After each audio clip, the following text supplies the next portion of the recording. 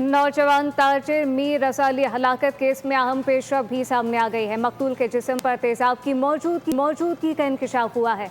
Police ने मशकूक guest house seal करके 21 अफराद को भी हिरासत में ले लिया है।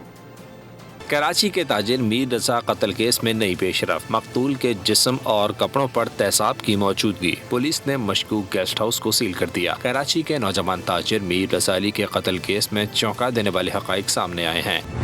सराय के मुताबिक केमिकल और फॉरेंसिक मुआयने के दौरान मीर रजा के मेदे से तेजाब की मौजूदगी के शवाहिद मिले हैं। तेजाब से मीर रजा के फेफड़े शदीद मुतासर हुए।